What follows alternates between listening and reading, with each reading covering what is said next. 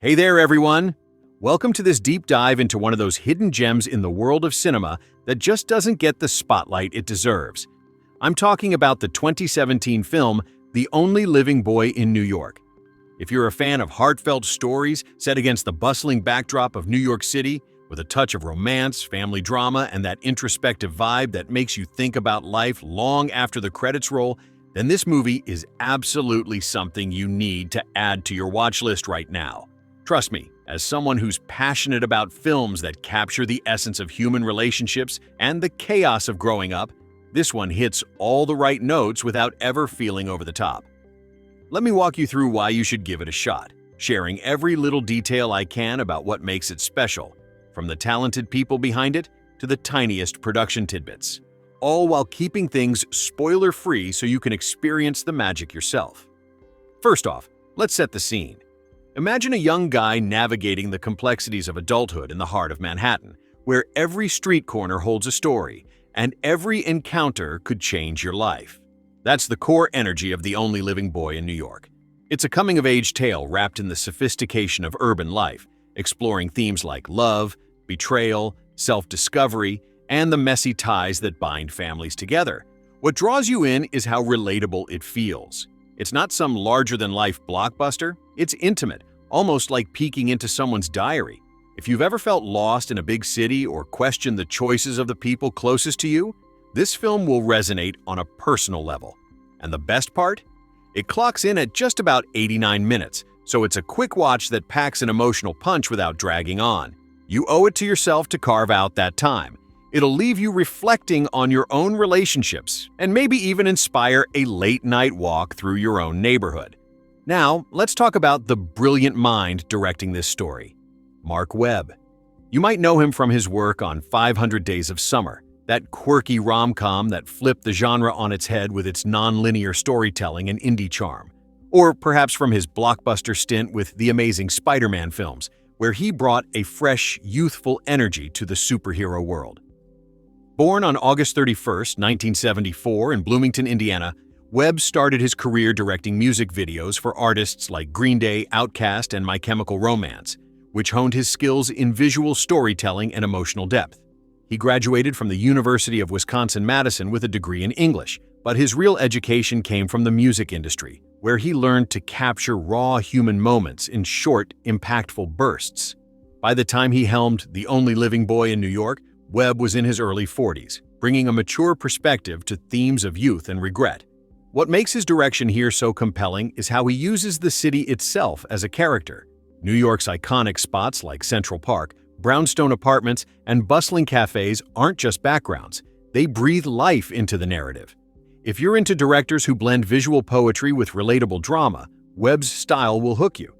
Watching this film is like getting a masterclass in subtle filmmaking, and it's a great entry point if you haven't explored his work yet. The screenplay comes from Alan Loeb, a writer who's no stranger to exploring the intricacies of human connections. Loeb, born on July 25, 1969 in Highland Park, Illinois, has credits on films like Wall Street, Money Never Sleeps, Just Go With It, and Collateral Beauty. He studied at Ithaca College and later at the University of Southern California, where he refined his craft. For this movie, Loeb drew inspiration from real-life observations of New York life, crafting dialogue that's sharp, witty, and profoundly honest. It's the kind of script that feels lived in, with conversations that could happen in any coffee shop. Why should you care? Because a strong script is the backbone of any great film, and Loeb's work here elevates everyday dilemmas into something profound. If you're someone who appreciates well-written characters over explosive action, this is your jam.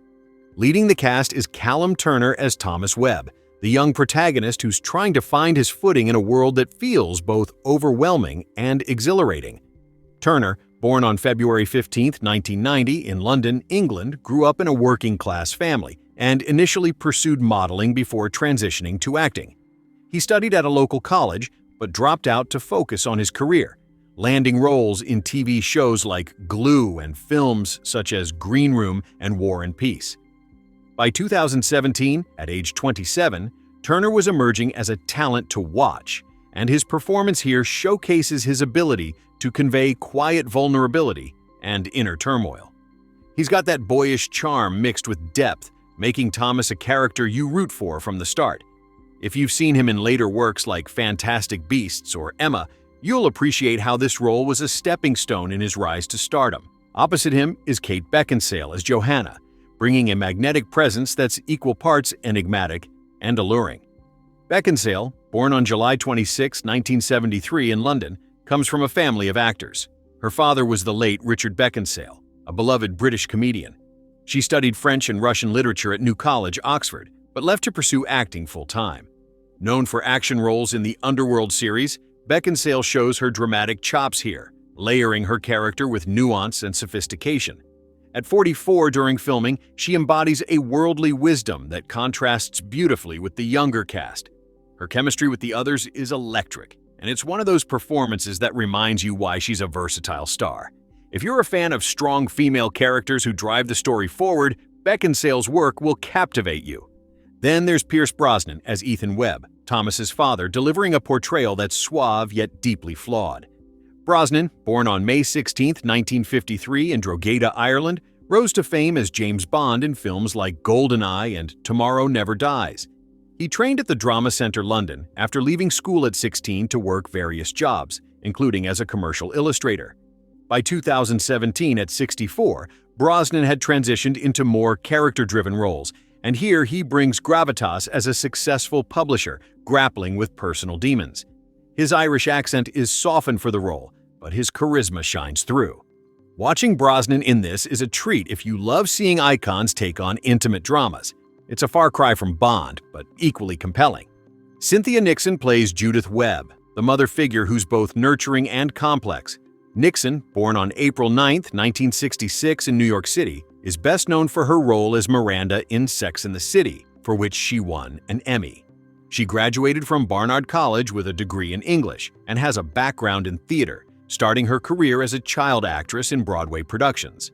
At 51 during this film, Nixon infuses her character with emotional layers drawn from her own experiences as a mother and activist. She's also openly gay and has been involved in politics, running for New York governor in 2018. Her performance adds warmth and realism to the family dynamics, making the relationships feel authentic. Jeff Bridges narrates and appears as W.F. Gerald, a mysterious mentor-like figure whose wisdom guides the story.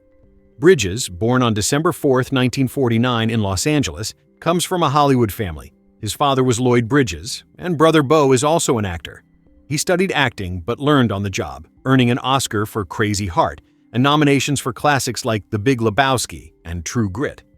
At 67, Bridges brings his signature laid-back intensity, with a voice that's gravelly and reassuring. His involvement elevates the film, adding a philosophical edge that's perfect for introspection. Kiersey Clemons rounds out the main cast as Mimi Pastore, Thomas's friend who's vibrant and supportive. Clemons, born on December 17, 1993 in Pensacola, Florida, started in Disney shows like Austin and Ally before breaking out in Dope and Neighbors 2. She studied musical theater and brings a fresh, energetic vibe at age 23 during filming. Her role adds levity and youthfulness, making her a standout in ensemble scenes. Supporting actors include Debbie Mazar as Anna, Wallace Shawn as David, An Duong as Barbara, and others like Titus as Burgess, Ben Hollingsworth, John Bolger, and Bill Camp, each adding unique flavors to the narrative. Mazar, known for Goodfellas and Entourage, brings street smart edge. Shawn, the voice of Rex in Toy Story, offers quirky wisdom. These cameos enrich the world without overwhelming the main story. Now, onto production details. This film was produced by Amazon Studios and Big Indie Pictures, with a budget of around $8.5 million. That's modest for a New York set drama, allowing for a focus on character over spectacle. Filming took place primarily in New York City from October 2016 to December 2016, capturing the autumnal vibes that give the movie its cozy yet melancholic atmosphere. Locations included real spots like the Upper West Side, Washington Square Park, and various bookstores and cafes that scream authentic NYC. The production team faced typical urban challenges, like coordinating shoots around traffic and weather, but it all adds to the film's genuine feel. The cinematography by Stuart Dryburgh is stunning. He uses soft lighting and wide shots to make the city feel intimate. Dryburgh, a New Zealander, has worked on The Piano and Boardwalk Empire. bringing an artistic eye that turns everyday scenes into visual poetry. Editing by Tim Squires, known for Life of Pi and Ang Lee's films, keeps the pace tight and emotional beats hitting just right. The soundtrack is a highlight, featuring original score by Rob Simonson, who composed for 500 Days of Summer and The Spectacular Now. Simonson's music blends orchestral elements with indie folk, evoking nostalgia. The title draws from Simon & Garfunkel's song The Only Living Boy in New York, which plays a key role, alongside tracks like Bob Dylan's Visions of Johanna and Herbie Hancock's jazz pieces. These musical choices aren't random. They tie into the themes of isolation and connection in a crowded city. Released on August 11, 2017, after premiering at the Toronto International Film Festival in September 2016, the film had a limited theatrical run before streaming on Amazon Prime. Box office-wise, it grossed about $2.6 million worldwide, which might seem low, but for an indie drama, it's about critical acclaim over commercial success. Reviews were mixed. Rotten Tomatoes gives it a 33% critic score but 59% audience, with praise for the cast and New York portrayal, though some felt it echoed Woody Allen's style too closely. Critics like Roger Ebert's site called it elegant but familiar, while others appreciated its quiet profundity. Trivia time. The film was originally titled The Only Boy Living in New York, but changed slightly. Jeff Bridges' narration was a late addition, enhancing the reflective tone. Callum Turner prepared by wandering NYC streets, immersing in the character's mindset. Kate Beckinsale drew from personal experiences for her role's complexity. Marc Webb chose NYC for its symbolic role in American coming-of-age stories. Themes-wise, it's all about identity, the weight of parental expectations, and finding your path amid temptations. It touches on literature's influence. Ethan's publishing world nods to New York's literary scene, without being pretentious. It's pro-New York, celebrating its energy while acknowledging its loneliness. Why watch it? In a sea of superhero flicks and franchises, this is a breath of fresh air, a reminder that great stories come from human hearts. It's perfect for a rainy evening, paired with coffee, leaving you thoughtful and maybe a bit wiser. The cast's chemistry, Webb's direction, and NYC's charm make it unforgettable. If you're into films like Beginners or Manhattan, this fits right in. Give it a chance. You won't regret it. But let's dive even deeper because there's so much more to unpack. Starting with the development phase, this project had been in the works for years. Alan Loeb wrote the script around 2010, inspired by his own observations of affluent New York families and the Simon & Garfunkel song that lent its title. The song from their 1970 album, Bridge Over Troubled Water, is about Paul Simon feeling isolated while Art Garfunkel was away filming. That sense of solitude in a vibrant city mirrors the film's essence perfectly. Producers like Albert Berger and Ron Yerxa, known for Little Miss Sunshine and Election, saw potential in its intimate scale and boarded the project early.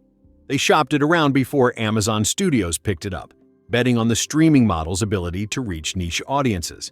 Casting was meticulous. Marc Webb wanted actors who could embody New York's eclectic mix. Callum Turner auditioned multiple times, impressing with his natural awkwardness that fit Thomas's post-college drift. Kate Beckinsale was drawn to Johanna's multifaceted nature, seeing it as a departure from her action heroine persona. Pierce Brosnan, post-Bond, sought roles with emotional depth, and Ethan allowed him to explore vulnerability. Cynthia Nixon, a New York native, connected deeply with Judith's artistic struggles. Jeff Bridges joined partly because of his friendship with Webb, and his dual role as actor and narrator added a meta layer. Kiersey Clemons was rising after Dope, and her chemistry read with Turner sealed the deal. Pre-production involved scouting locations that felt lived in. The Webb family apartment was a real Upper West Side brownstone, decorated with books and art to reflect their cultured life. Props like first edition novels were sourced from actual NYC bookstores, adding authenticity. The budget breakdown? Roughly $3 million went to cast salaries, Brosnan and Bridges commanding higher fees, $2 million for locations and permits in pricey NYC, $1.5 million for post-production including editing and score, and the rest on crew, marketing, and incidentals. No massive CGI here. It's all practical, which keeps costs down and realism up. Filming lasted about 8 weeks, with a crew of around 100. Challenges included shooting in winter, cold snaps meant bundling up for outdoor scenes, and coordinating with city officials for street closures. One fun anecdote. During a park scene, real New Yorkers wandered into shots, adding unintentional extras. Webb encouraged improvisation, especially from Bridges, whose ad-libs brought humor and wisdom. Post-production happened in Los Angeles, where Squires pieced together the narrative's non-linear elements without confusing viewers. Color grading gave it a warm, golden hue, evoking classic New York films. Sound design by Skip Lievse, an Oscar winner for Gravity, captures the city's ambient noise, honking taxis, distant sirens, making immersion total. Marketing was low-key, focusing on festival buzz. Posters featured Turner gazing over the city skyline with taglines like, "Secrets can change everything." Trailers highlighted the cast and NYC glamour without giving away plot points. Reception varied by audience. Critics from the New York Times noted its stylish melancholy, while Variety called the script overly contrived. But audiences on platforms like Letterboxd praise its underrated status, with comments on the soundtrack and performances. It holds a 6.3 on IMDb from over 15,000 ratings, solid for an indie. Influence-wise, it nods to Woody Allen's oeuvre. Think Annie Hall meets Hannah and her sisters.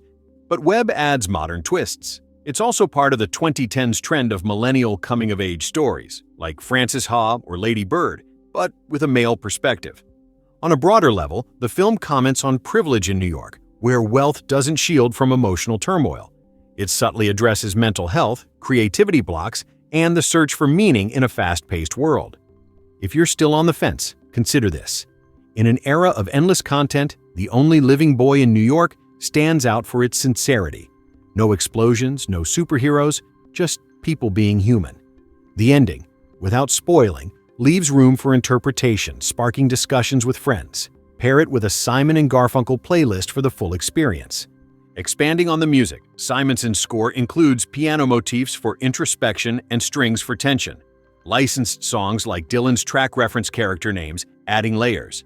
Hancock's jazz fits NYC's cultural vibe.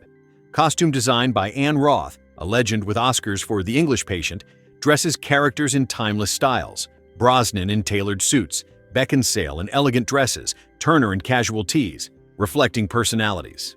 Set decoration by Susan Bode Tyson includes Easter eggs, like book titles foreshadowing themes. The film's title sequence uses animated New York maps, setting a whimsical tone.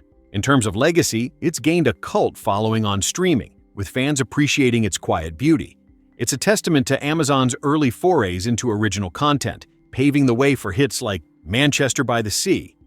If you've been following along, we were just getting deep into why The Only Living Boy in New York from 2017 is one of those quiet, underrated treasures that deserves way more love than it ever got. I'm not done yet. There's still so much more to share, so many little layers and behind-the-scenes stories that make this film feel special, and I want to make sure you walk away from this knowing exactly why you should press play the next time you're looking for something meaningful, something that actually sticks with you. Let's pick right back up with the atmosphere Marc Webb created. One of the things that really separates this movie from a lot of other New York set indies is how it uses the seasons. They shot during late fall into early winter, and you can literally feel the chill in the air. The leaves are turning, the light is softer, the streets feel a little emptier than summer Manhattan. And that mood perfectly mirrors what Thomas is going through emotionally. It's not just pretty cinematography, it's storytelling through weather and light. Stuart Dryburgh, the cinematographer, deserves a huge shout-out here. He's the same guy who shot The Piano back in the 90s, and he knows how to make a frame feel like a painting without ever making it look fake or over-stylized. In this film, he gives you these long, lingering shots of Thomas walking alone down sidewalks or standing on bridges, and the city becomes this beautiful but lonely companion. That's not easy to pull off, especially on a budget of only about $8.5 million. Speaking of the budget, let's break that number down a little more because it really tells you how focused this production had to be. $8.5 million isn't nothing, but in 2016 to 2017 New York City, it's actually quite lean for a cast this caliber. Pierce Brosnan and Jeff Bridges aren't cheap. Kate Beckinsale wasn't either. Add in Callum Turner's rising fee, location costs in Manhattan, union rates, and you quickly realize there was no room for waste. Every dollar went on screen, into the wardrobe, The real apartments, the real bookstores, the real jazz clubs they used for some of the nighttime scenes. No green screen, no massive set builds, no VFX budget to speak of. That restraint actually becomes one of the film's biggest strengths. It feels handmade, personal, and honest in a way that a $100 million movie can never feel. Another thing worth mentioning is how much improvisation was encouraged on set.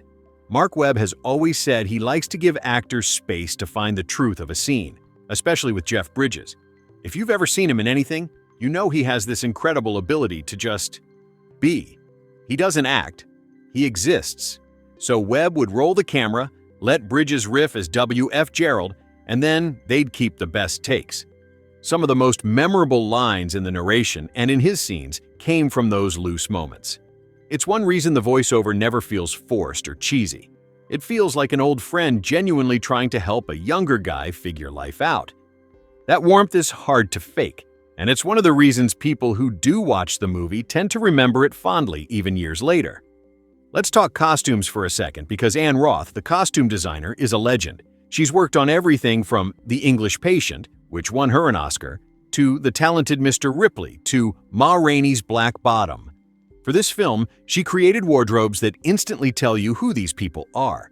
Pierce Brosnan's Ethan is always in perfectly tailored jackets, crisp shirts, expensive but understated watches. Everything screams successful Upper West Side publisher who's used to being in control. Kate Beckinsale's Johanna wears these elegant, slightly bohemian dresses and coats that feel expensive yet artistic, like someone who moves through high society but still has her own rebellious streak. Callum Turner's Thomas starts the movie in hoodies and jeans, and slowly starts wearing slightly better pieces as the story moves forward. Not because he's suddenly rich, but because he's trying to figure out what kind of man he wants to become. Every outfit choice is deliberate, quiet storytelling. The production design team also deserves love. Susan Bode Tyson, who did the set decoration, filled every room with books, real books, first editions, worn paperbacks, art magazines, poetry collections. You can pause the movie at almost any interior shot and spend minutes just reading the spines in the background. That level of detail matters when the story is so tied to literature, publishing, and the power of words. They even made sure the Webb family apartment had a lived-in feeling. Photos on the fridge, mismatched mugs, a slightly cluttered desk. It's the kind of world building you don't always notice consciously, but it makes everything feel real. Now, let's talk about the music a little more, because the soundtrack is honestly one of the best parts of the experience. Rob Simmonson's original score is gentle, melancholic, full of soft piano and warm strings that rise and fall like breathing. It never overpowers the dialogue, which is so important in a movie that lives on conversation. But it's the licensed songs that really hit hard. The title obviously comes from the Simon and Garfunkel track, and when that song finally plays in full, it lands like a quiet thunderclap. There's also Bob Dylan's Visions of Johanna, which is used so perfectly that it almost feels like it was written for the character of Johanna. You've got Herbie Hancock's jazz floating through a scene in a bar. You've got some classical pieces in the background at dinner parties. Every musical choice feels intentional, like the characters themselves chose the playlist. One small production story I love. During one of the outdoor shoots in Washington Square Park, they had to pause because a real busker started playing guitar nearby and the sound was bleeding into the mics. Instead of getting mad, Marc Webb asked the guy if he'd mind playing something softer, and they ended up using a little of that real street music in the final mix. That kind of happy accident is so New York, and it's baked right into the texture of the film. Another fun detail, the bookstore where several important scenes take place is based on real independent bookstores in Manhattan, but they actually built a portion of the set on a soundstage because the real locations couldn't accommodate the full shooting schedule. Still, they used real books from Strand Bookstore and other local shops to stock the shelves, so when characters are flipping through pages, they're holding actual vintage copies. Little touches like that make the difference between good and great. Now let's talk about the editing for a moment. Tim Squires, who cut the film, has worked with Ang Lee on some of his most ambitious projects: Crouching Tiger, Hidden Dragon, Life of Pi, Brokeback Mountain. He knows how to let a story breathe while still keeping momentum. In this movie, there are a few moments where the editing slows way down. Long takes, quiet reaction shots, and then suddenly picks up again when emotions spike. That rhythm mirrors how life actually feels when you're going through something big. Time drags, then rushes, then drags again. It's subtle, but it's brilliant. On the release side, the film premiered at the Toronto International Film Festival in September 2016. That's a big deal for an indie drama. It means people in the industry were already curious. Then it had a very limited theatrical run in the summer of 2017, mostly in art house theaters, before Amazon Prime scooped it up for streaming. That limited release is actually why so many people missed it initially. It never got the marketing push of a studio picture, never had giant billboards or Super Bowl trailers. But that also means the people who did find it tend to love it fiercely. It's become one of those "you have to see this" recommendations that passes from friend to friend. Let me be really honest with you. This isn't a perfect movie. Some critics felt it leaned too heavily on familiar tropes: young man, older woman, complicated family, New York ennui. And yeah, you can draw a straight line from Woody Allen's films to this one in terms of tone and setting. But what saves it, what makes it worth your time, is the heart underneath all of it. The performances are so lived in, the city is so lovingly photographed, the music is so perfectly chosen, and the questions it asks about love, loyalty, ambition, and identity are asked with real sincerity. It doesn't pretend to have all the answers. It just sits with the questions, lets them breathe, and trusts you to feel them too. If you've ever moved to a new city and felt invisible, if you've ever disappointed your parents without meaning to, if you've ever fallen for someone you knew you probably shouldn't, if you've ever wondered whether you're living the life you're supposed to be living, this movie is going to speak to you. And even if none of those things apply, it's still worth watching just for the craft. The acting, the direction, the way it turns one of the loudest cities on earth into a quiet, intimate space. So here's my pitch, straight from the heart. Next time you're scrolling through endless options and nothing feels quite right, put on The Only Living Boy in New York. Pour yourself a drink, turn off the lights, and let it take you for a walk through Manhattan in autumn. Let it remind you that even in a city of 8 million people, every single one of us is trying to figure it out, one messy, beautiful step at a time. If you're just joining us, or if you've been with me from the start, we're still unpacking the layers of the 2017 film, The Only Living Boy in New York. I could talk about this movie all day, because every time I revisit it, I find something new. A subtle glance between characters, a line of dialogue that hits differently, or just the way the city hums in the background like it's alive. If you haven't watched it yet, seriously, pause this and go queue it up on your streaming service. But if you're here for the deep dive, let's keep rolling. I'm going to share even more about the film's influences, how it fits into the broader landscape of cinema, some lesser-known trivia, and why it feels so timeless, even though it's only been out for a few years. Remember, no spoilers. I'm all about building that excitement so you can discover it fresh. First, let's circle back to the themes, because they're what make this movie linger in your mind. At its heart, it's a story about transitions, the awkward jump from youth to adulthood, from dependence to independence, from illusions to harsh realities. Thomas, our lead, is in that limbo where college is over, but real life hasn't quite started. He's got dreams, but they're fuzzy, and the people around him seem to have it all figured out. Or do they? The film weaves in ideas about privilege, too. Growing up in a well-off New York family means doors open for you, but it doesn't protect you from heartbreak or confusion. There's this undercurrent of literary influence. Books and writing are everywhere, symbolizing how stories shape our lives, for better or worse. And love? It's portrayed in all its messy forms, romantic, familial, platonic, with no easy answers. What I love is how it doesn't judge. It just observes, letting you draw your own conclusions. In a world where so many films spoon-feed morals, this one trusts you to think for yourself. If you're someone who enjoys movies that spark late-night conversations, like debating what a character should have done differently, this is gold. Now influences? Oh, where to begin? Marc Webb has openly talked about how Woody Allen's New York films inspired him. Think Manhattan or Annie Hall with their witty banter, neurotic characters, and that black and white romance with the city. But Webb isn't copying. He's updating it for a new generation. There's less cynicism here, more hope mixed with melancholy. You can also see echoes of J.D. Salinger's The Catcher in the Rye, that sense of youthful alienation in a big, indifferent world. Or even Richard Linklater's Before trilogy, where walking and talking reveal deep truths. Alan Loeb's script has that same conversational flow, where a simple chat over coffee turns profound. If you've watched 500 Days of Summer, Webb's earlier hit, you'll notice similarities in the non-linear storytelling and pop culture nods. But this film feels more grounded, more adult.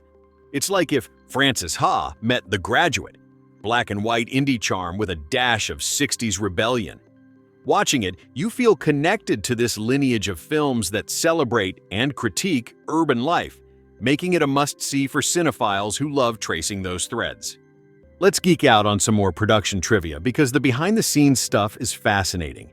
Did you know that the film was almost set in Los Angeles?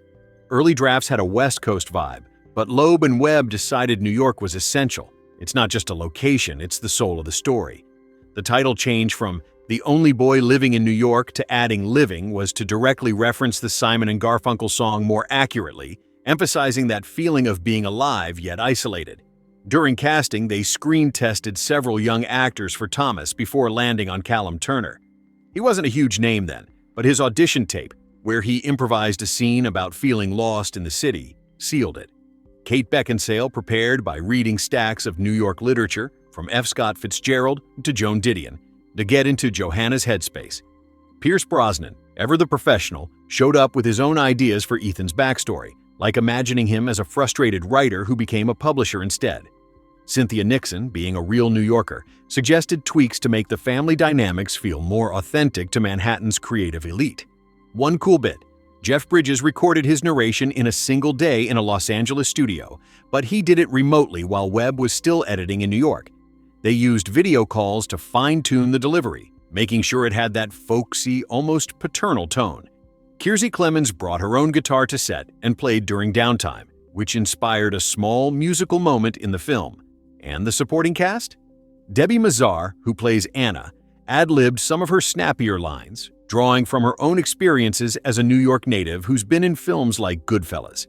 Wallace Shawn, as David, channeled his inner philosopher. Fans of My Dinner with Andre will spot the vibes. These little contributions from the actors make the world feel collaborative and alive. On the technical side, let's talk sound design because it's underrated but crucial. Skip Lievse, the sound supervisor, layered in authentic New York noises, subway rumbles, distant conversations, the clink of glasses in upscale restaurants, to immerse you without overwhelming. He won Oscars for Gravity and Birdman, so he knows how to use sound to heighten emotion. In quieter scenes, the absence of noise is just as powerful, making intimate moments feel even more vulnerable. Pair that with Rob Simonson's score, and you've got auditory magic. Simonson, who started as Hans Zimmer's assistant, composed themes that evolve with the characters, starting sparse and building to fuller orchestrations as Thomas grows.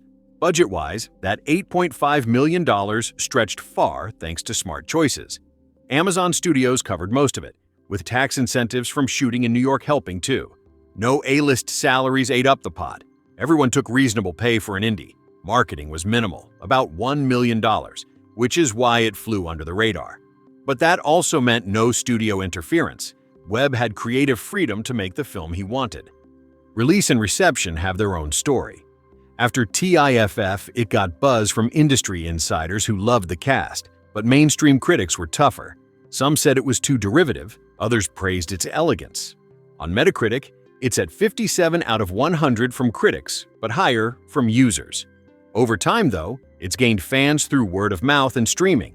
In 2026, with everyone binge-watching classics, it's perfect for rediscovery. If you look at forums or Reddit, people call it a comfort watch with depth. Cozy visuals, but thoughtful content. Comparisons to other films?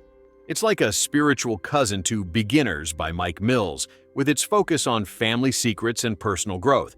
Or Midnight in Paris, but without the fantasy. Just real, gritty romance. For something more recent, think Aftersun or Past Lives. Quiet dramas that punch you in the feels. What sets this apart is the ensemble. It's not just one person's story, but a web of interconnected lives. Why does it matter now? In a post-pandemic world where we're all reassessing connections, this film's themes of isolation and rediscovery hit harder. New York's portrayal as both dream and trap feels relevant too, with so many young people navigating urban life remotely or in flux. If you're into film analysis, notice the color palette: warm browns and golds for home scenes, cooler blues for the streets, symbolizing comfort versus uncertainty, or how mirrors appear in key moments, reflecting inner conflicts. We've covered the director's vision, the cast's incredible performances, the production challenges, the music that sets the mood, and even how it draws from classic New York stories. Now let's shift gears a bit and talk about why this movie has quietly built such a devoted following over the years, especially among people who crave stories that feel personal rather than explosive. It's not about massive twists or high-stakes chases. It's about those everyday revelations that sneak up on you and make you pause the film just to reflect. If you're someone who's ever felt like an outsider in your own life, or wondered how the people you admire up close might not have it all together, this film speaks directly to that part of you in a way that's surprisingly comforting and eye-opening. One thing that sets it apart in today's streaming landscape is its focus on intergenerational conversations. The way the older and younger characters interact isn't preachy or forced. It's raw, sometimes awkward, often profound. You get these moments where wisdom is passed down not through big speeches, but through shared silences, offhand comments, or simple gestures like recommending a book or pouring a drink. That's the magic here. It captures how real families and friendships evolve, especially in a place like New York, where ambition and vulnerability collide constantly. Marc Webb masterfully balances that tension, making sure the film never feels like it's trying too hard to be deep. Instead, it lets the emotions simmer, rewarding viewers who pay attention to the nuances in every glance and word. Let's dive into how this movie stacks up against others from the same era without drawing direct parallels that give anything away. Around 2017, cinema was full of big franchises and biopics, but films like this one offered a counterpoint: intimate tales about self-reinvention amid urban chaos. Think of it as a bridge between the quirky indies of the early 2000s and the more reflective dramas that came later. It shares DNA with stories that celebrate intellectual curiosity and emotional honesty, where the real drama unfolds in living rooms and parks rather than on battlefields. What makes it stand out even more is its subtle commentary on the publishing world and creative pursuits. Without getting into specifics, it shines a light on how words and ideas can both heal and complicate relationships, drawing from New York's rich history as a literary capital. Alan Loeb's writing shines here, blending sharp observations with heartfelt vulnerability that feels timeless. On the audience side, this film has a special appeal for book lovers and aspiring writers. The way literature is woven in, not as a gimmick, but as a living part of the characters' worlds, makes it resonate deeply with anyone who's ever lost themselves in a novel or struggled with their own creative voice. Viewers often mention how it inspires them to revisit old favorites or even start journaling their thoughts after watching. It's that kind of experience, reflective, inspiring, and oddly motivating. Younger audiences connect with the protagonist's uncertainty about the future, while older ones appreciate the layers of regret and second chances explored through the parental figures. That's why it plays well across generations. It's not aimed at one demographic, it's universal in its exploration of what it means to truly connect in a disconnected world. Another angle worth highlighting is the film's visual poetry and how it uses New York's architecture and rhythms to mirror inner states. Those sweeping shots of bridges, bookstores, and brownstones aren't just scenic. They symbolize transitions, hidden depths, and the beauty of everyday structures holding so much history. Stuart Dryburgh's cinematography turns these elements into emotional anchors, making the city feel like a silent confidant. And the pacing? It's deliberate, allowing scenes to unfold at human speed, which is refreshing in an age of quick cuts and constant stimulation. This approach invites you to lean in, to notice the small details like the steam from a coffee cup or the way light filters through windows during a pivotal chat. Trivia enthusiasts will love this. The movie includes a few nods to classic cinema that only eagle-eyed fans catch, like subtle references in set design to films from the 1960s and 70s that dealt with similar themes of identity and discovery. Jeff Bridges' character, in particular, carries echoes of wise mentors from movies like The Big Lebowski. But here, it's channeled into something more grounded and advisory. Kate Beckinsale's portrayal adds a layer of mystery that's reminiscent of sophisticated European dramas, while Callum Turner's fresh energy brings a modern edge that feels authentic to millennial struggles. Cynthia Nixon's warmth grounds the family scenes, drawing from her theater roots to deliver performances that feel lived in and genuine. Culturally, the film arrived at a time when conversations about mental health and work-life balance were gaining traction, and it subtly touches on those without labeling them. It shows how success on paper doesn't always equal inner peace, and how seeking help or perspective from unexpected places can be transformative. In that sense, it's ahead of its time, offering quiet validation for anyone navigating similar waters. Post-release, it found its biggest audience on streaming platforms, where people discovered it during quiet nights or long weekends, often recommending it to friends dealing with life changes. Its modest box office didn't define it. Instead, it became a word-of-mouth favorite, popping up in Best Overlooked Movies lists year after year. If you're planning your watch, here's a tip. Pair it with a cozy setting, dim lights, a warm beverage, maybe even some soft jazz playing beforehand to match the vibe. The runtime flies by at under 90 minutes, but you'll want time afterward to process it all. It's perfect for solo viewing if you want introspection, or with a close friend for those post-credits discussions that linger for hours. And while it echoes some beloved classics, it carves its own space by being more hopeful, less satirical, and deeply empathetic toward its flawed characters. Ultimately, what keeps drawing people back is that rare combination of sophistication and accessibility. It's smart without being smug, emotional without being manipulative, and stylish without sacrificing substance. In a sea of content that often prioritizes spectacle, this film reminds us that the most powerful stories are the ones about ordinary people making extraordinary discoveries about themselves and each other. Let's keep this going with a fresh angle because we've already hit the big picture stuff, the cast chemistry, the New York magic, the music that pulls at your heartstrings, and why this 2017 indie feels like a warm blanket on a cold night. Now, I want to zoom in on the little things that make The Only Living Boy in New York feel so personal and lived in. The quirky production choices, the hidden gems in the trivia, and how those details turn a simple story into something that sticks with you long after you've hit stop. This isn't just another movie review. It's me sharing why this one quietly became one of my favorites for rewatches when life feels a bit too noisy. Picture this. The filmmakers didn't just hand out scripts and say, "Action." They went the extra mile by gifting each actor a book that perfectly matched their character's world. Kiersey Clemons, playing the vibrant and grounded Mimi, got Patti Smith's Just Kids, that raw, artistic memoir about youth and creativity in New York. Callum Turner received David Foster Wallace's Essays on Tennis, which ties into themes of precision, pressure, and finding your rhythm. Pierce Brosnan, as the polished publisher dad, was given a collection of stories from The New Yorker, spot on for his literary elite vibe. Jeff Bridges got a new Atlas of New York, feeding right into his wise, city-savvy narrator role. And Kate Beckinsale? She received Tolstoy's Anna Karenina, hinting at the complex, passionate layers in her enigmatic character. Those books weren't props. They were tools to help the actors sink deeper into who these people are. It's that kind of thoughtful touch that elevates everything. Subtle, but it shows up in the performances as genuine depth. Another cool behind-the-scenes nugget, Alan Loeb's screenplay wasn't some quick turnaround. It languished on the Hollywood blacklist, the famous list of the best unproduced scripts, for a full decade. Loeb himself had been grinding in LA for years, chasing his break as a writer, and this story was born from those struggles, mixed with his observations of privileged New York lives clashing with real emotional chaos.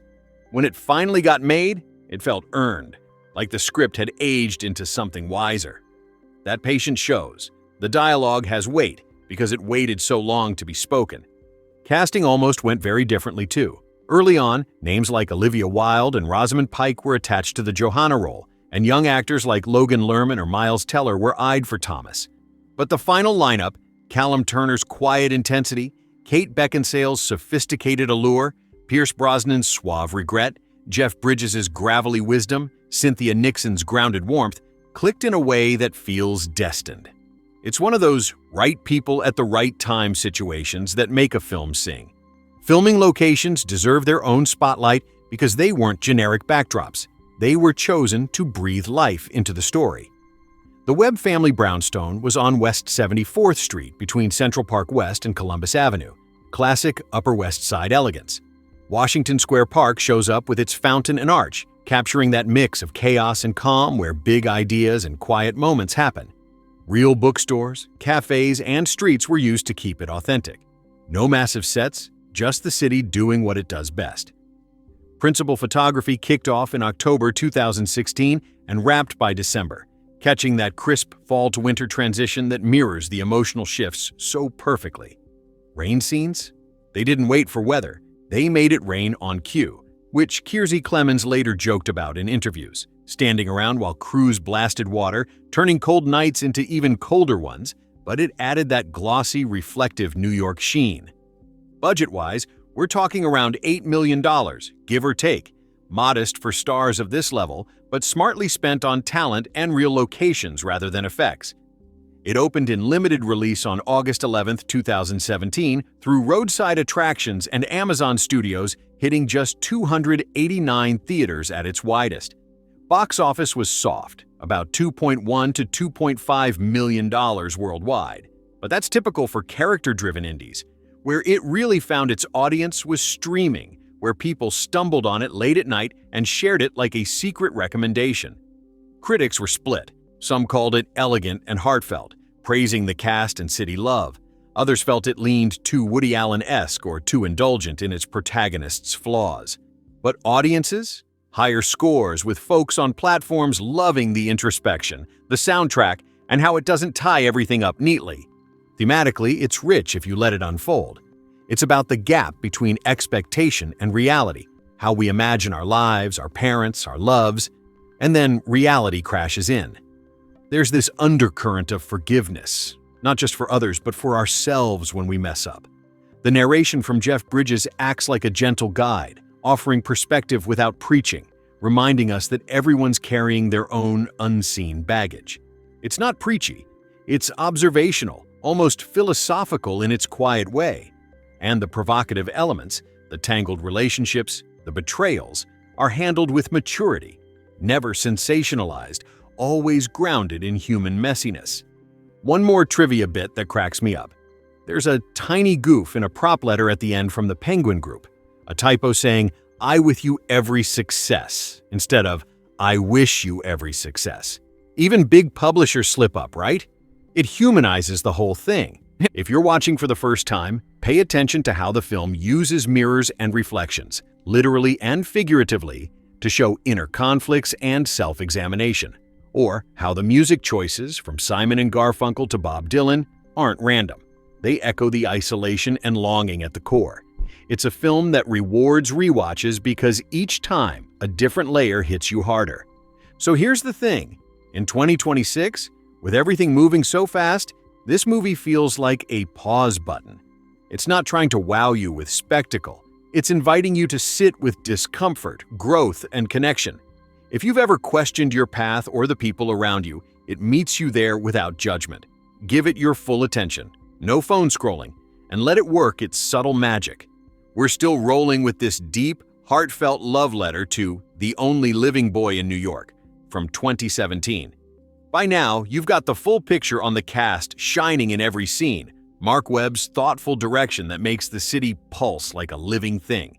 The soundtrack that wraps around your emotions like a favorite old sweater, and all those production quirks that make it feel so authentic.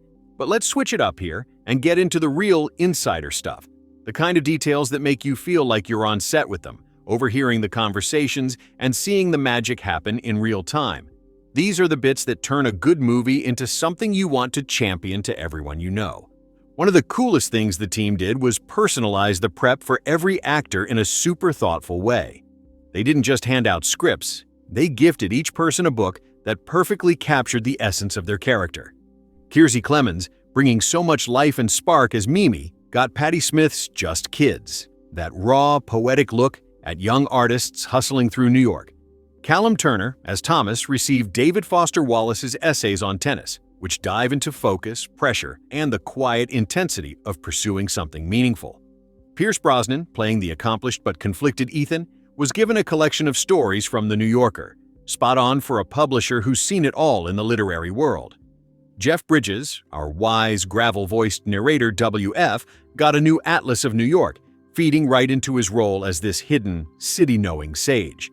And Kate Beckinsale, as the captivating Johanna, received Tolstoy's Anna Karenina, nodding to the complex, passionate, almost tragic layers she brings to the screen.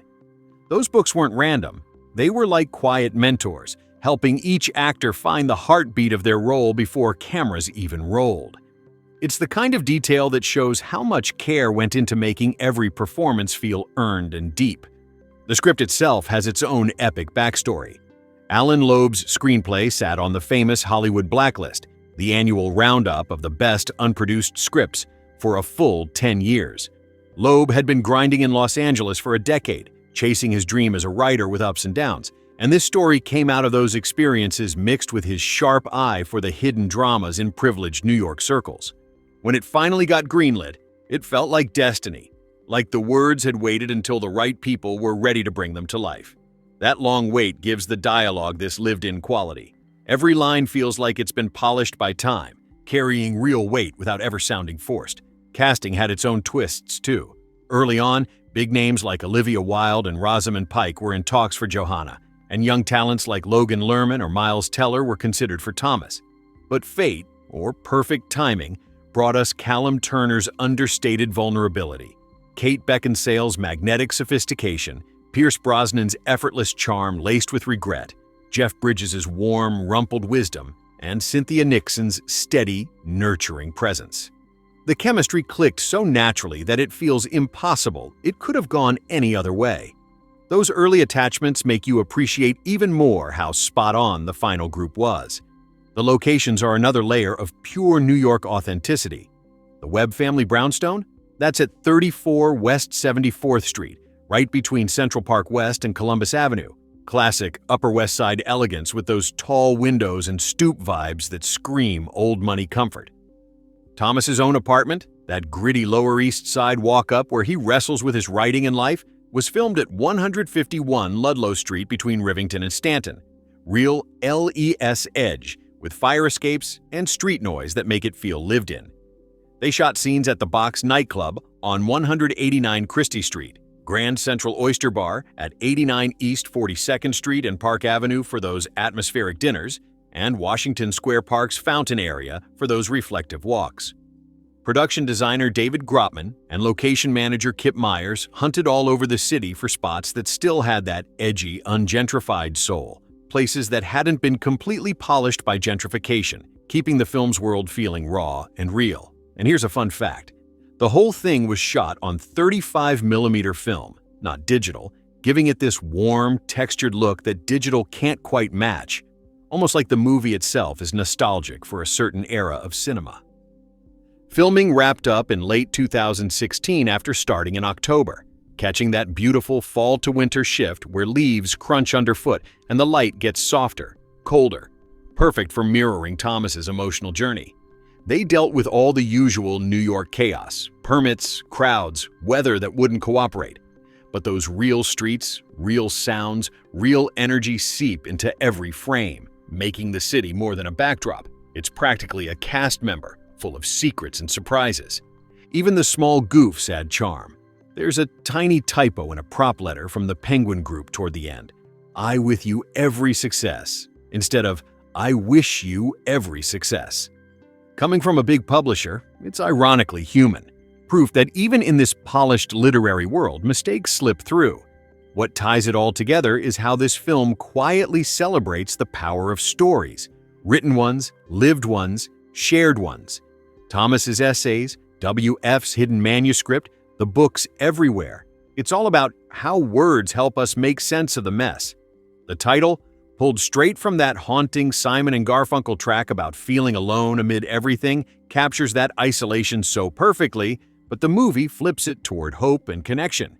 In the end, this is the kind of film that sneaks up on you. It doesn't shout. It whispers truths about growing up, messing up, forgiving, and finding your voice in a noisy world. Rewatch it, and you'll catch new nuances. The way light hits a face, a pause in dialogue, a song lyric landing just right. It's not flashy, but it's honest. And in 2026, with everything moving at warp speed, that honesty feels like a gift. We're still deep in this conversation about The Only Living Boy in New York, and honestly, I could keep going because every time I think about this film, another layer reveals itself. We've talked about the cast's chemistry, the autumnal New York glow, the Simon and Garfunkel soul of the title, the thoughtful book gifts to the actors, the decade it spent on the blacklist, the real brownstone addresses, the 35mm warmth. Now let's lean into what makes this movie feel like a personal conversation rather than just something you watch. One of the quietest but most powerful things about it is how it treats silence. Not awkward silence, but the kind of comfortable, loaded silence that happens between people who know each other too well, or not well enough. There are scenes where no one speaks for a beat longer than Hollywood usually allows, and in those pauses you feel the weight of everything unsaid. Regrets, secrets, love that never quite found the right words. Marc Webb doesn't rush to fill those gaps with music or cutaways. He lets them breathe. It's a brave choice in 2017 when so many films were afraid of stillness. That restraint is part of why the movie lingers. It gives your own mind space to fill in the blanks with your own experiences. Another thing that hits different on repeat viewings is how the film quietly flips the usual coming-of-age formula. Thomas isn't the classic wide-eyed dreamer storming into the city with big plans. He's already here, already somewhat privileged, already a little bruised by life, and yet still completely lost. The story isn't about him conquering New York. It's about him learning to live inside it without losing himself. That shift makes the whole thing feel more honest to a lot of people in their 20s and 30s, especially those who moved to a big city thinking it would fix everything, only to discover the problems just got better lighting. The supporting characters aren't window dressing either. Every single one of them, right down to the smallest roles, has a distinct inner life that you can sense even when they're only on screen for a minute. Wallace Shawn as David, the slightly eccentric friend of the family type, delivers lines with that trademark dry wit, but there's real tenderness underneath. Debbie Mazar as Anna brings this street-smart, no-nonsense energy that cuts through the more polished characters like a knife. Titus Burgess pops in for one scene and somehow makes it unforgettable just by being present. These aren't throwaway parts. They're reminders that everyone in New York is carrying their own novel's worth of backstory. Let's talk food for a second, because New York food is practically a character here too. There's a casual dinner scene at a place that feels like one of those old-school Italian spots on the Upper West Side. Red sauce, candlelight, wine glasses clinking. Another moment has characters grabbing coffee from a corner bodega-style counter.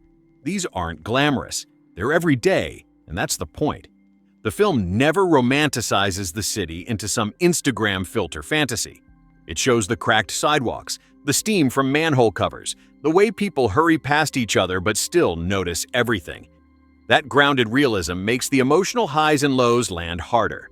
If you're someone who loves sound design, and I mean really loves it, pay attention to how the city noise ebbs and flows. Early on, the ambient sounds are fuller, busier, almost overwhelming, mirroring Thomas's sense of being swallowed by everything around him. As the story moves forward and he starts finding small pockets of clarity, the soundscape quiets in subtle ways. Fewer sirens in the distance, more distinct footsteps, the soft clatter of a coffee cup. Skip Lievse and his team did an incredible job turning the city's soundtrack into an emotional map. One last production tidbit I haven't mentioned yet: the opening title sequence. It's simple. Animated line drawings of New York streets and bridges slowly filling in with color. But it sets the tone perfectly. It's whimsical without being cute, nostalgic without being sentimental. That little animated touch was a deliberate choice by Webb to ease you into the film's slightly dreamy, reflective mood before dropping you into the very real conversations that follow. At its core, this movie is about the stories we tell ourselves to survive, and the moment we start telling better ones. Thomas begins with a narrative about who his parents are, who he should be, who Johanna must be. By the end, those stories have cracked open, and what's left is something messier but truer. It's not a tidy resolution, it's an invitation to keep rewriting. In a weird way, that's exactly what makes The Only Living Boy in New York feel timeless. It doesn't try to solve life, it just sits with it for 90 minutes and says, Yeah, this is hard and confusing and beautiful all at once, and you're not the only one feeling it. In 2026, when so much content is loud and certain, that gentle uncertainty is almost radical. So, if you've made it this far in our long chat about this little film, thank you. It means you're the kind of person who appreciates the slow burn, the quiet revelations, the stories that don't shout but still echo for days. When you finally watch it, or rewatch it, let it unfold slowly. Maybe keep a notebook nearby for the thoughts that bubble up afterward. You'll probably find yourself smiling at lines you didn't expect to hit so hard, or pausing to stare out your own window thinking about someone you haven't spoken to in years. We're still here, still unpacking this beautiful, under-the-radar 2017 film, The Only Living Boy in New York. And I love that you're riding along because, honestly, the more I talk about it, the more I realize how much it rewards patience. We've covered the performances that feel like real people breathing, the New York autumn light that almost tastes like nostalgia, the soundtrack that sneaks Simon and Garfunkel into your soul, the decade the script waited on the blacklist, the personalized book gifts to the actors, the real Upper West Side brownstone at 34 West 74th, the 35mm grain that gives it warmth. Now, let's turn the lens inward a little and talk about what this movie quietly asks of you as a viewer, and why that invitation is part of what makes it special. This isn't a film that demands your attention with explosions or rapid-fire twists. It asks you to slow down. It asks you to listen, not just to the dialogue, but to the spaces between the dialogue. There are conversations that start light and casual, the way friends or family do when they're skirting something painful, and then one small sentence lands like a stone in still water. The ripples aren't loud, they're deep. Webb and Loeb trust you to feel those ripples instead of spelling them out. In a lot of modern storytelling, everything gets explained, annotated, resolved. Here, some things stay unresolved on purpose, and that's not lazy. It's respectful. It treats you like someone who has lived enough to understand that not every question gets a clean answer, not every hurt gets healed in 90 minutes, and not every relationship gets neatly defined. That trust extends to the characters too. Thomas isn't a hero or a victim, or even particularly likable all the time. He's just a young man trying to navigate a world where the adults he looked up to are suddenly revealed to be as confused and flawed as anyone else. Johanna isn't a mysterious femme fatale archetype. She's a woman with her own history, her own loneliness, her own reasons for the choices she makes. Ethan and Judith aren't cartoonish bad parents or perfect parents. They're people who built a life together that worked until it didn't, and now they're both trying to figure out what comes next. Even W.F. Gerald, the narrator-mentor figure Jeff Bridges plays with such effortless gravitas, isn't some all-knowing guru. He's got his own regrets tucked behind that calm voice. The film never reduces anyone to a single label, and because of that, everyone feels human. One of the most moving things about it is how it portrays forgiveness, not the dramatic, tearful kind you see in a lot of movies, but the quieter, everyday kind. The slow realization that the people who hurt you, or whom you hurt, were doing the best they could with what they knew at the time. There's no grand apology scene that ties everything up with a bow. Instead, there are small gestures, a shared look across a room, a hand on a shoulder, a decision to keep showing up even when it's uncomfortable. Those moments land harder because they're realistic. Life rarely gives us cinematic catharsis. It gives us incremental grace, and this film honors that. Another layer that keeps revealing itself is the way the movie uses objects as emotional shorthand. A first edition book left on a table, a half-finished manuscript in a drawer, a worn copy of a novel passed from one character to another. These aren't just props. They're repositories of feeling, history, unfinished business. When someone touches or reads or gives away one of these items, you're watching a transfer of vulnerability. It's subtle filmmaking at its best. Show, don't tell, but show so gently that you almost miss how much is being said. If you pay close attention to the framing too, you'll notice how often characters are shot through doorways, windows, or between bookshelves, always slightly separated, always a little framed or obstructed. It visually reinforces the theme of barriers, emotional ones, generational ones, the ones we put up ourselves. Yet there are moments when someone steps fully into the frame with another person, and the relief is palpable. No words needed. The composition says it all. For anyone who's ever felt like they don't quite fit the story they were handed, Whether that's the career path your parents expected, the relationship model society sells, or just the version of success you internalized, this movie is a soft landing. It doesn't tell you what to do next. It just says, it's okay to question the script. It's okay to rewrite it. It's okay if the rewrite is messy and takes longer than you thought. In 2026, when so much of what we watch is designed to keep us scrolling, reacting, consuming, this film feels almost defiant in its stillness. It's a reminder that sometimes the most revolutionary thing you can do is sit with your own thoughts for a while. Let a story unfold at human speed, and allow yourself to feel whatever comes up without rushing to label it. So here's my gentle nudge one more time. When the moment feels right, maybe a quiet evening, maybe after a long day when everything feels a little frayed, press play. Let the opening animated titles draw you in. Let Callum Turner's hesitant walk down a New York street pull you along. Let Jeff Bridges' voice settle over you like an old friend checking in. Let the whole thing wash over you without forcing it to be anything other than what it is. A small, honest, beautifully made meditation on growing up, messing up, loving anyway, and finding your own way through the city and through life. We're still lingering in the warm, bittersweet glow of the only living boy in New York, and I'm grateful you're here for it, because this film has that rare quality. It keeps unfolding the longer you sit with it. We've gone through the cast breathing life into every glance, the autumn New York streets that feel like a character themselves, the way silence carries as much weight as words, the gentle forgiveness that sneaks in without fanfare, the objects that hold entire histories. Now let's talk about something a little more personal. Why this movie can feel like medicine for certain moods, and how it quietly reshapes the way you look at your own relationships afterward. There are nights when everything feels heavy. Maybe a friendship has drifted. Maybe you're second-guessing a big choice. Maybe you're just tired of pretending everything's fine. On those nights, this film doesn't fix anything, but it sits beside you. It doesn't rush to cheer you up or lecture you. It simply says, look, here are people who are also fumbling through love and loyalty and disappointment, and they're still trying. Thomas's uncertainty about who he wants to be, Johanna's guarded heart that opens just enough to risk pain, Ethan's polished exterior cracking under the weight of his own choices, Judith's quiet strength holding space for everyone. These aren't larger-than-life figures. They're mirrors, not perfect mirrors, but honest ones. You see bits of yourself, bits of people you've loved, bits of people who've let you down, and somehow seeing it all reflected back makes the ache feel less lonely. One of the most healing things about it is how it normalizes ambivalence. So many stories force characters, and us, to pick a side. You're either the wronged party or the wrongdoer, the dreamer or the realist, the one who stays or the one who leaves. This movie refuses that binary. It lets people be complicated. It lets them love someone and still hurt them.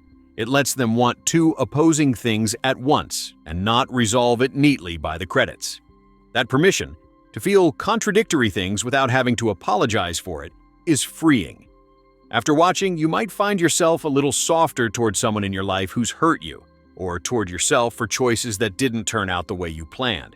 Not because the film tells you to forgive, but because it shows what forgiveness can look like when it's small, imperfect, and ongoing. Another gift it gives is permission to grieve what could have been without getting stuck there.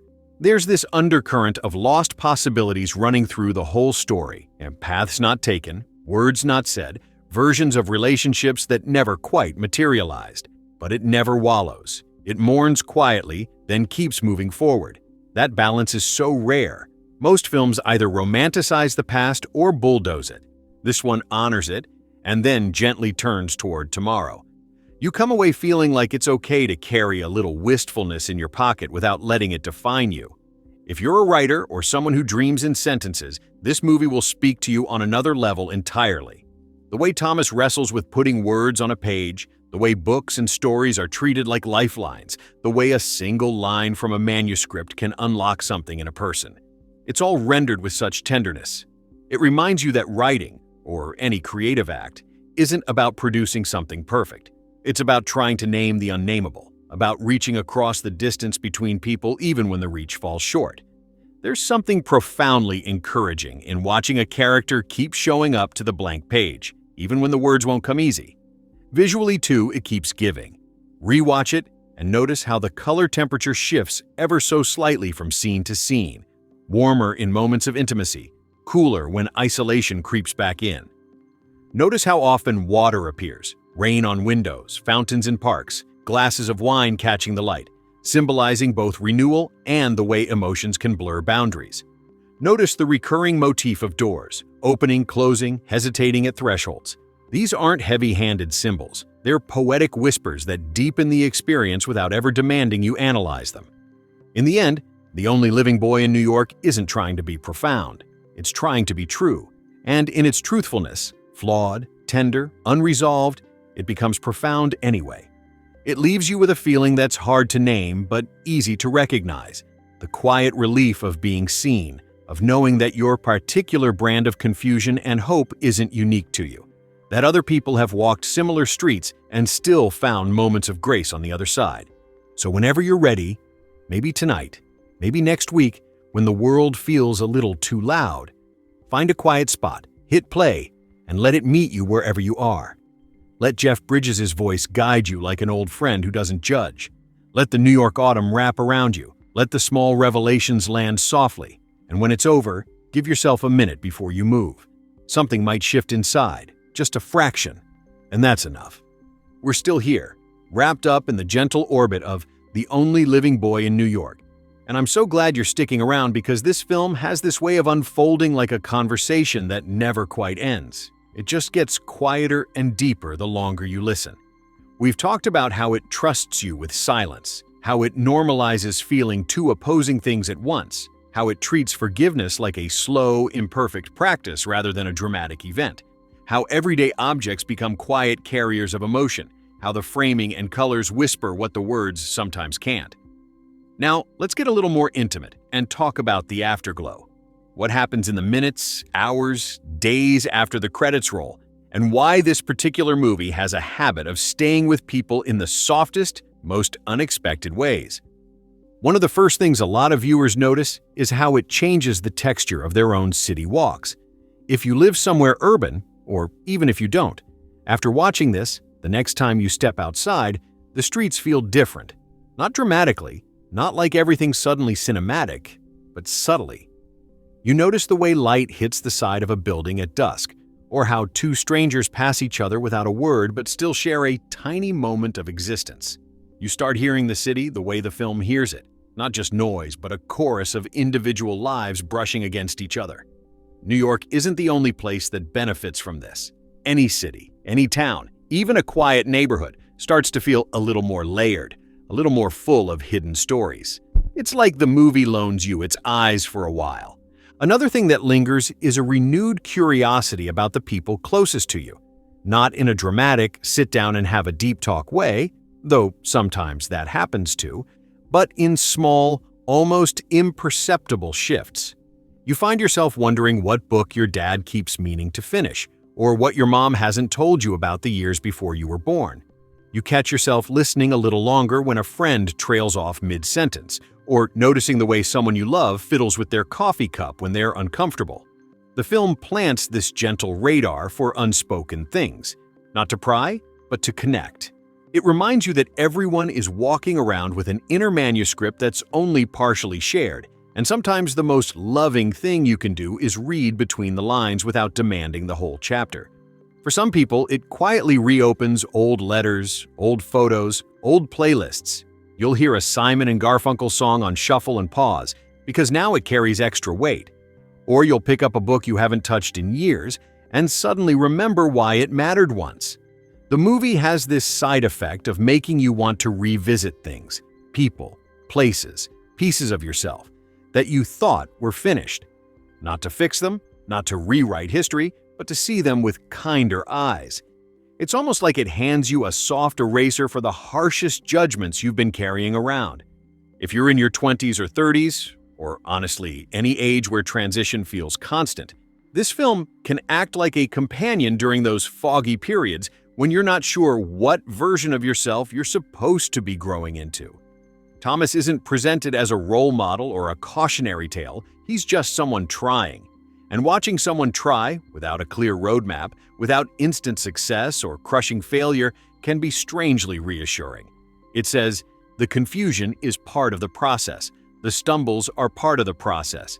The moments when you feel like the only living boy or girl or person in your own city are part of the process too. You don't have to have it figured out by 30 or 40 or ever. You just have to keep showing up. And here's something beautiful that happens for a surprising number of people. They start writing again. Maybe it's journaling after years of neglect. Maybe it's finally opening that novel file that's been sitting untouched. Maybe it's just texting a friend something honest instead of the usual surface-level check-in. The film celebrates the act of trying to articulate the inarticulable, not because you're good at it, but because trying is how you stay alive inside. Thomas's half-finished essays, W.F.'s hidden manuscript, the way books keep appearing like quiet lifelines. It's all an invitation to keep putting words, or paint, or music, or movement into the world, even when they come out messy. In the days that follow, you might find yourself a touch more patient. With traffic, with slow walkers, with yourself. You might smile at a stranger on the street and actually mean it. You might let a small hurt from last week go without needing to hash it out. None of these changes are huge. They're incremental, almost invisible, but they add up. And that's the quiet power of a film like this. It doesn't demand transformation. It plants seeds for it. So if the timing ever lines up, maybe tonight when the house is quiet, maybe next weekend when rain taps the window like it does in half the scenes, give it another go, or give it a first go. Let the opening animation pull you in. Let the city sounds wrap around you. Let the characters stumble and reach and forgive in their small, human ways. And when the screen fades to black, don't rush to grab your phone. Sit there for a minute. Feel whatever's moving inside. It might be gratitude, it might be a little ache, it might be both. Whatever it is, it's yours, and it's real. Imagine it's one of those evenings where the day has left you slightly frayed, not dramatically broken, just gently worn. Maybe you had a conversation that ended too soon, or you scrolled past an old photo and felt that familiar tug of what used to be. Maybe you're alone in a new apartment, or back in a childhood bedroom that doesn't quite fit anymore, or just sitting with the low hum of a fan and the distant sound of traffic. On nights like that, this film doesn't demand energy from you. It meets you at zero. It starts slow with those opening animated lines sketching the city into existence. And before you know it, you're walking beside Thomas down streets that feel both familiar and strangely comforting. What it gives on those nights is companionship without pressure. It doesn't ask you to solve anything. It doesn't promise epiphanies or five-step plans. It just lets you watch other people carry their own quiet uncertainties, make small, brave choices, stumble into moments of connection, and keep going. And somehow, watching them do it makes it feel possible for you too. Not in a motivational poster way, but in a very human, very unglamorous way. You see Thomas hesitate at a doorway and think, yeah, I've hesitated there too. You see Johanna choose vulnerability even when it scares her, and remember a time you did the same, or wish you had. You hear Jeff Bridges' voice say something simple and wise and feel, just for a second, like someone older and kinder is sitting across from you, nodding, saying it's okay to not have the answers yet. Another thing it does so well on those quiet nights is remind you that loneliness isn't the absence of people. It's the absence of being truly seen. And this movie is full of people trying in their imperfect ways to see each other. A mother noticing her son's silence and not pushing, just staying in the room. A father admitting a regret without turning it into a performance. A friend showing up with coffee and no agenda. Those moments aren't loud triumphs. They're small rescues. And when you're feeling unseen yourself, witnessing them can feel like someone reaching through the screen to say, I see you trying too. I see the effort. It's enough. If you're someone who sometimes feels like you're living parallel to your own life, close enough to touch it, but not quite inside it, this film has a way of coaxing you back in. Not by fixing the disconnect, but by showing that the disconnect itself is part of the map. Thomas spends much of the story feeling like an observer in his own story, watching his parents, watching Johanna, watching himself drift. Yet the film never shames him for it. It lets him observe until observation turns into participation, until watching becomes doing. That slow shift can mirror your own. You might finish the movie and find yourself reaching out to someone the next day, not with a grand declaration, but with a simple text, a quick call, a "Hey, thinking of you." Small bridges built from the courage the film quietly loaned you. And let's be honest, the New York of this movie is seductive in the best way. Not the glossy tourist brochure version, but the lived-in one. The one with cracked stoops, steam rising from grates, bookstores that smell like old paper and coffee. It makes you want to walk your own streets, wherever they are, with fresh eyes, to notice the way evening light pools on a sidewalk, or how a stranger's laugh carries half a block. It turns ordinary wandering into something close to pilgrimage. Even if you live in Satna or anywhere far from Manhattan, the feeling transfers. The invitation to treat your surroundings as a place worth paying attention to, worth finding beauty and meaning in. One last thing it leaves behind, especially on those tender nights, a gentle permission to be unfinished. Thomas doesn't end the film fixed. He ends it moving towards something, not necessarily to something. The movie closes on possibility rather than certainty, and that open-endedness can feel like a gift when your own life feels similarly in progress. It says, you don't have to arrive anywhere tonight. You just have to keep walking, one foot in front of the other, through rain, through crowds, through your own doubts. And maybe, just maybe, you'll look up one day and realize the view is starting to feel like home. One of the first things that often happens is you start noticing pauses more, in your own conversations, in the rhythm of your mornings, in the space between one thought and the next. The film has this way of teaching you that a pause isn't empty, it's full. It's where the real listening happens, where unspoken things get a chance to surface. So the next morning you might find yourself actually hearing the way your mom sighs when she thinks no one's paying attention, or catching the half-second hesitation in a friend's voice when they say, "I'm fine." You don't always act on it right away. You don't have to. But you notice. And noticing is the beginning of everything deeper. Another subtle shift is how you start treating small rituals with a bit more reverence. Making coffee suddenly feels less automatic. You notice the steam rising, the way the mug warms your hands, the quiet clink when you set it down. Walking to the corner shop or down your street in Satna becomes less about getting from point A to point B, and more about being in the in-between. The film reminds you that life isn't only the destinations, the big achievements, the resolved relationships, the finished projects. It's mostly the walking, the waiting, the looking around while you're doing it. And once you start seeing the walking as part of the story, ordinary days feel a little less ordinary. You might also catch yourself being a touch more generous with second chances, not just for others, but for yourself. The characters in this movie don't get everything right the first time, or the second or the third. They say the wrong thing. They pull away when they should lean in. They hide when they should speak.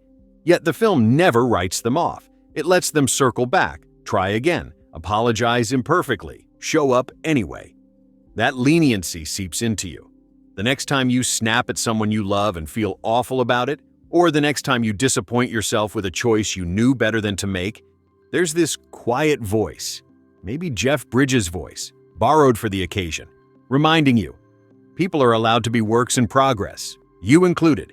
If you're someone who sometimes feels like your inner world is louder than your outer one, like thoughts and feelings are piling up faster than you can sort them, this movie can act like a gentle editor.